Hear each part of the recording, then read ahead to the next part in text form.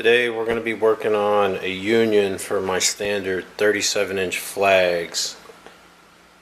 In this union I'm going to pocket out holes in each center of each 50 of the stars in order to insert 45 caliber bullets at a level space across the plane of the union.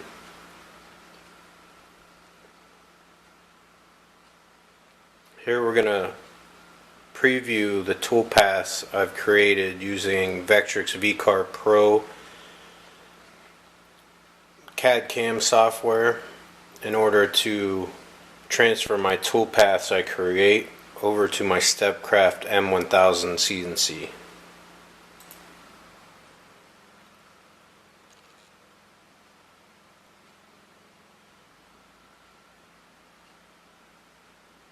On here is now, it first showed pocketing with a downcut spiral bit, and then right now it's showing the V-carve of the stars for all 50 stars of the union.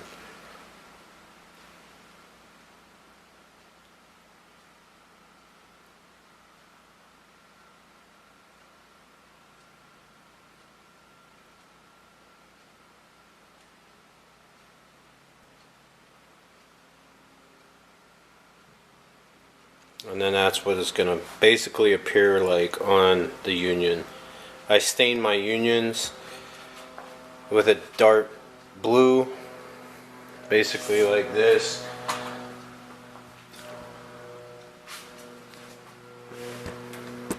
I set it to my lower left axis, my X and Y axis.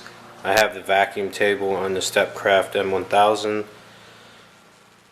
What I've done is I've surfaced a piece of MDF, quarter-inch piece of MDF. I've took about 4 thou off of both sides in order to make the surface porous, so that when I turn on my vacuum, it sucks down the workpiece and I don't have to use double-sided tape.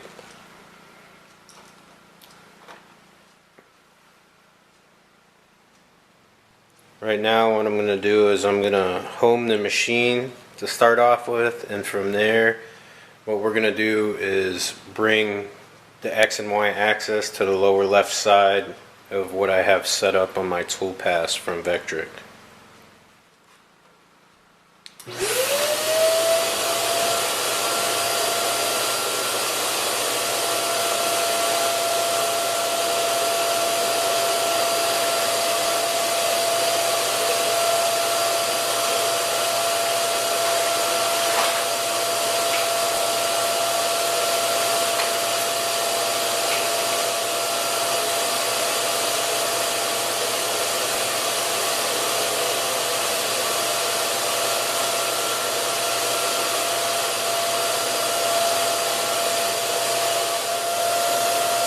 Here I'm going to line up, like I said, my V-bit, which is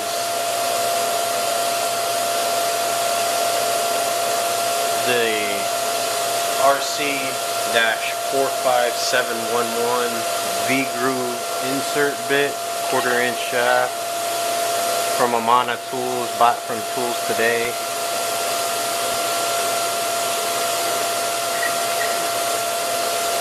Right now what I'm doing is I'm going to align my X and Y axis and zero that out on my control software. From there I'm going to use the tool length sensor to adjust my Z axis height. And from there we'll be able to run the program, the toolpath. I'll have one tool changeover to the downcut spiral, which is tool 46202-K. It's a quarter-inch shaft, downcut end mill.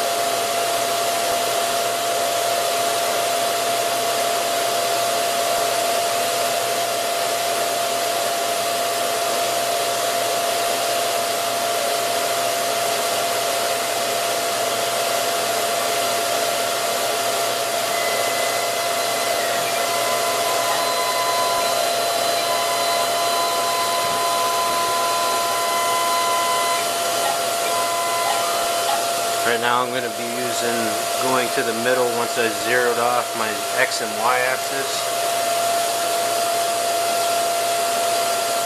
This is the tool length sensor.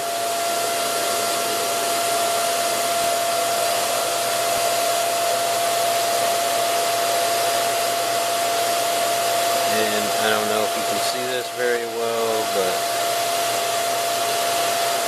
right here is the button that we need for the tool length sensor. I'm going to hit that, and when I do, it's going to adjust the Z-axis height from the top of the bit, because on my toolpaths I have it zeroed to the top of the material surface, not the bed of the CNC.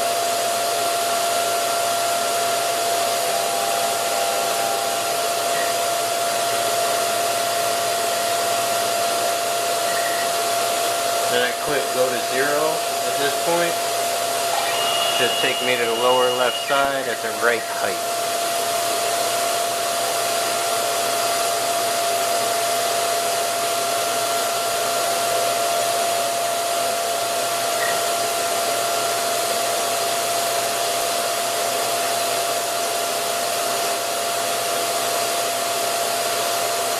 What I'm doing here is I didn't like the way the height was, and depending on where you put your tool length sensor, the way the wood isn't necessarily 100% evenly flat. You can adjust it by using the paper method, which is take a sheet of paper and slide it under the bit. You lower the piece of paper while adjusting your Z-axis, and you just barely want it to catch, and then you'll Z it out.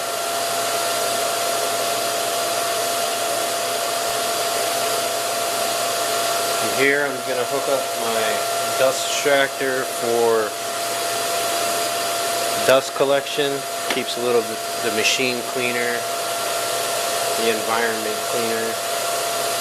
And then we'll get ready to run